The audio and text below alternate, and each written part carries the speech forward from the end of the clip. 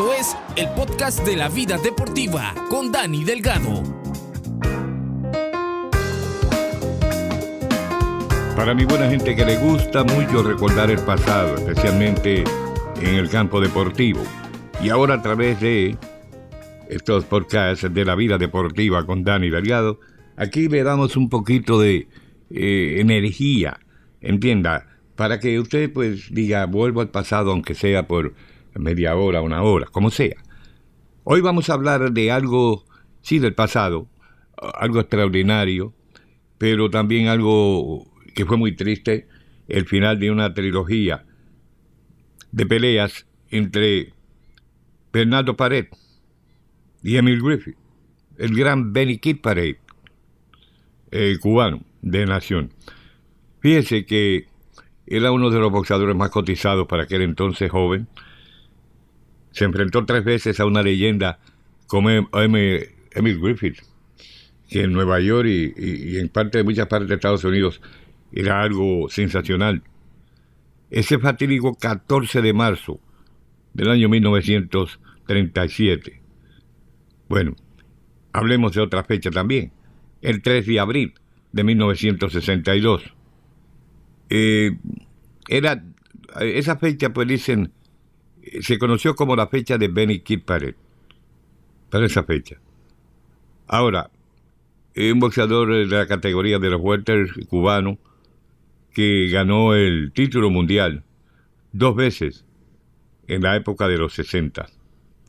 Su nombre real, Bernardo Paret, de apodada Kid, categoría de los welters, nacionalidad cubano. Él nació en 1937 en Santa Clara, Cuba.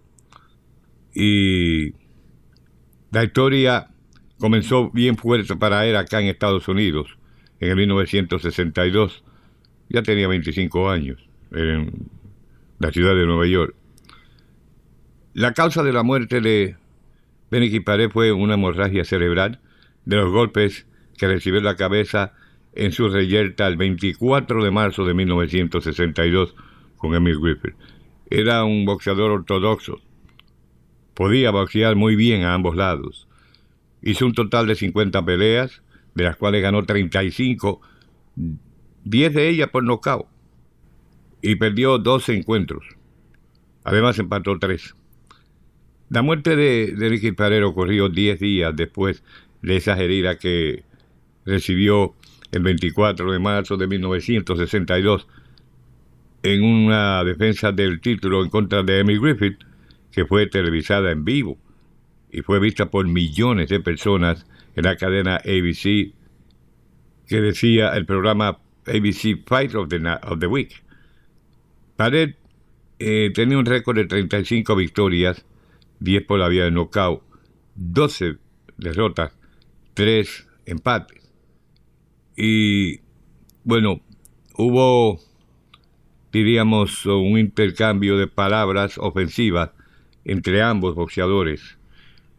Y entonces Paret le dijo a Emil Griffith que él no pertenecía al ring porque él era un afeminado. En otras palabras, que le gustaban los hombres.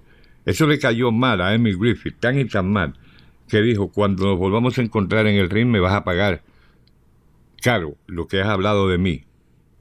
Entonces, ellos habían peleado ya en 2 ocasiones. Griffith había ganado una, Paret había ganado la otra, y se enfrentaban ahora en la tercera pelea. Y esta pelea pues era una pelea como amarga, ¿verdad? Para ambos, porque se insultaron, pero ¿de qué forma? Como antes no había eso de las redes sociales, cuando se encontraban para hacer promoción, ahí se insultaban, pero bien feo y bien serio. Ya ustedes, cuando Benny Kid Paret le dijo en la cara delante de miles de personas en una conferencia de prensa que él era un afeminado. Y bueno, era la tercera pelea entre ambos por el título de los pesos welter, de la pelea de campeonato. Y esto se llevó a cabo en el Madison Square Garden de Nueva York, la meca del boxeo, 24 de marzo de 1962. Y Paret entró a la pelea como el campeón de los welters, y este era el llamado Robert Match, o sea, lo que iba a decidir en el boxeo entre Emil Griffith y Paret. ¿Quién se quedaba como campeón de los welter? ¿Entiendes? Porque llevaban 1-1. ¿Y quién iba a reinar por tanto tiempo en esa categoría? Bueno, llegó la fecha, marzo 24 de 1962. Abrieron las puertas del Garden de Nueva York, en New York City. En juego, campeonato de los pesos welter, lo que llamaban antes la NBA. No era NBA de baloncesto, era NBA del boxeo. Benny Kid Paret, el Kid cubano de Santa Clara, enfrentaba a un hombre que era un veterano en el ring, como Emil Griffith, y en las 146 libras y cuarto, que fue el peso que hizo Paret para ese combate, reconocido por la NBA. Bueno, el resultado de esa pelea fue una victoria para Emil Griffith por la vía del knockout en el round número 12 a los 2 minutos 9 segundos. Ahí vino el trágico percance. La cadena ABC fue la que transmitió este combate en vivo en su programa Fight of the Week. La pelea fue notable, fue controversial, porque según alegan muchos, el árbitro del combate dejó que Paret recibiera muchos golpes innecesarios, ¿entiende? Y que eso pues le causó todas esas hematomas y los daños en el cerebro, como había apuntado el médico, que lo entendió. Por eso vino el knockout en el round número 12 a los 2 minutos. Esa era una pelea que estaba pautada para 15 asaltos, porque antes eran 15 asaltos. Paret murió en el hospital de sus lesiones 10 días después. Y luego de esta pelea, pues, eso fue como el punto clave para que la gente se desinteresara un poco del boxeo y el boxeo comenzara a declinar como un equipo, como un deporte de primera línea en la televisión. Y esto motivó que hubieran llamadas políticas para que eliminaran totalmente el boxeo. Pero nunca lo eliminaron, cayó el boxeo, poco a poco se levantó, Muhammad Ali le dio otro buen impulso para levantarlo del piso, y así ha seguido. Y usted sabe, es algo que la gente lo ha criticado, pero cada día van más y más personas a ver una cartelera de boxeo.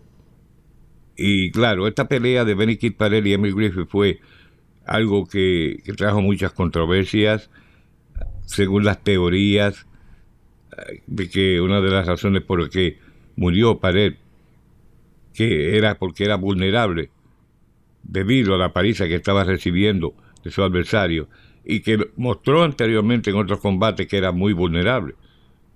Y la gente pues no estaban de acuerdo con esa pelea, muchos de ellos. Entonces, en un lapso de 12 meses se realizaron estas 3 peleas. Y la Comisión Atlética de Nueva York también fue criticada por darle un ok, un visto bueno a Benny Kid Paret de pelear 7 meses después de haber peleado con Fulmer, otro boxeador fuertísimo que tiene su historia también en los pesados. El referí Ruby Goldstein, un respetado veterano dentro del ring, cayó bajo las críticas de toda la fanaticada del boxeo por no detener el combate antes. Goldstein explicó en una entrevista en 1964: yo nunca me echo la culpa de no haber parado el combate, pero mucha de la gente me están culpando a mí por no detenerlo antes del tiempo. ¿Antes? Bueno, si la pelea hubiese sido ahora mismo, yo no hubiese parado el combate tampoco. Paret era un boxeador que duraba mucho, asimilaba muchos golpes, no se veían problemas en ninguno de los asaltos, y si acaso lo castigaban duro, sabía moverse y venía con más fuerza en el próximo round, y toda su vida la hizo así. Él era el campeón mundial, y tú le das al campeón mundial la oportunidad de que si es atacado pueda reponerse y volver. Y eso pues ha sido debatido en las esferas del deporte del boxeo, que algunas personas pues bajó la reputación a Benny Kid Pared de coger esa pelea estando lesionado.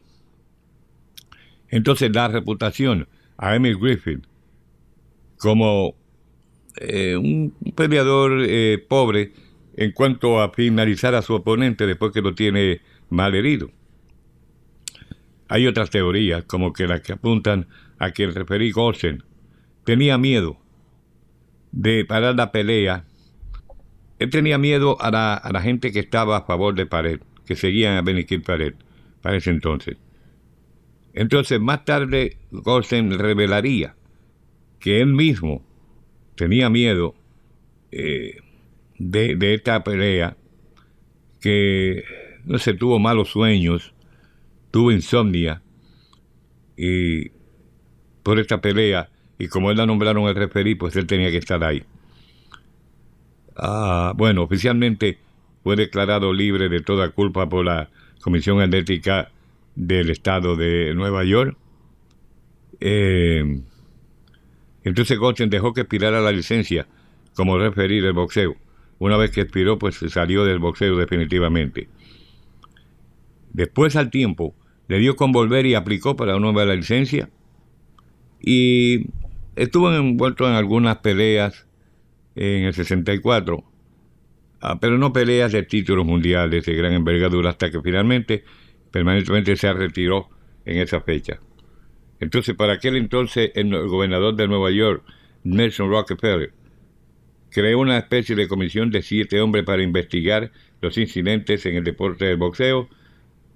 Esta pelea, entre otras, y una pelea nacionalmente televisada como David Moore y Sugar Ramos en marzo de 1963, que causó que Moore perdiera la vida. Gradualmente llevó al declive del boxeo como algo televisado bien popular en Nueva York.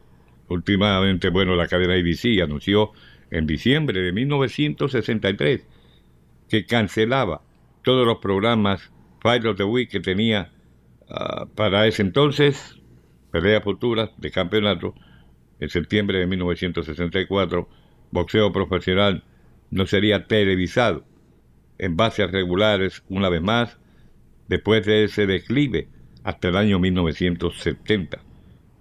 Y raramente era puesto en tiempo de prime time hasta la siguiente década, y no frecuentemente en los networks grandes de la televisión. O sea que tiene una idea ahí de lo que sucedía a esa gente, ese tiempo. En 1963 la muerte de Moore, Benny Kid Pared en el 64, y así por el estilo. Entonces, ahí fue que tuvo que intervenir el alcalde Rockefeller. Entonces, decidieron quitar el boxeo de la televisión. Y murió el boxeo, desde el 64 hasta el 70 murió el boxeo. Se convirtió en una cultura muy impopular con estas muertes. Y entonces el público estaba muy enojado, no quería ir al Garden de Nueva York. Las críticas en la radio, en los periódicos, increíbles, pidiendo que se eliminara ese deporte tan rudo para que no causara más muertes. Y de hecho, pues estuvo así unos cuantos años, como dije, antes de volver a revivirlo. Y la gente, pues, aprender un poco más. Las organizaciones que regían el boxeo tuvieron que someterse a una especie de aprendizaje para regular el deporte. Las agencias como la Comisión Atlética de Nueva York tuvieron que sentarse a hablar y a ver en qué forma ellos podrían minimizar el peligro del boxeo. Pero el peligro del boxeo realmente en algunas facetas se ha minimizado debido al entrenamiento, a la enseñanza, a más tiempo de los boxeadores viendo a sus doctores y así por el estilo. ¿Entiendes? Son cosas que han ayudado, pero el equipo del boxeo será el deporte del boxeo va a ser un deporte regio, como siempre ha sido, como así nació, siempre va a ser así, porque se compone de golpes, de agresión, y siempre va a ser así. O sea que si el deporte desaparece, entonces tiene que desaparecer por toda la vida. Porque desgraciadamente es un deporte que hoy en día se gana tanto dinero, pero sigue siendo peligroso, y hay pues promotores inescrupulosos que lo que sí buscan en el futuro es hacer dinero, pero ellos realmente como que no les importa mucho la salud y el bienestar de estos pupilos, que son los que se buscan el palo grande, subiendo al ring a recibir golpes, para deleitar a miles y millones de personas. Desde luego ganan mucho dinero, ¿entiendes? Pero las comisiones tienen, no sé, una serie de jueces que tampoco le importa el futuro y el bienestar de ningún boxeador. Y cuando hay peleas que son agradables, hay peleas que traen mucho público, desde luego, y ellos las dañan, dando unas decisiones fatídicas, que el público las ve, y no tiene que entender mucho de boxeo para ver los errores que cometen ellos, pero ellos lo cometen porque hay dinero. Y yo siempre digo, donde hay dinero baila el mono. Hermano, por dinero, ya usted sabe todas las cosas que se hacen. Jueces que se venden, sinceramente. Hay una serie de investigaciones que el gobierno debe hacer y está con las manos atadas y no las hace. Entonces, ¿por qué no las hace? Porque será que la entrada de dinero favorece mucho al gobierno también, me pregunto yo, digo. Así será, cada día vienen más pupilos al boxeo. Es una cosa que es difícil ahora de detenerla. Ya el boxeo ha sufrido tanto, vuelve, se cae, regresa, y yo digo que así continuará. Ojalá que no hubieran más muertes que reportar en el boxeo, porque es triste tener uno que está reportando la pérdida de vida de pugiles que estaban tratando de tener un bienestar mejor, ganarse su dinero para vivir más cómodamente. Son las cosas que molestan, ¿verdad? Pero mientras haya boxeo, va a haber estas molestias. Vamos a ver la próxima, de qué hablamos, pero tengo un tema bien interesante. ¿Sabes qué? Es que no era lanzador en las mayores, las ligas mayores del béisbol, no, él no era lanzador, pero tiraba unos strikes mejores que los propios lanzadores. Te cuento de esa, en algún momento va a llegar para que no te sorprenda. Hasta la próxima.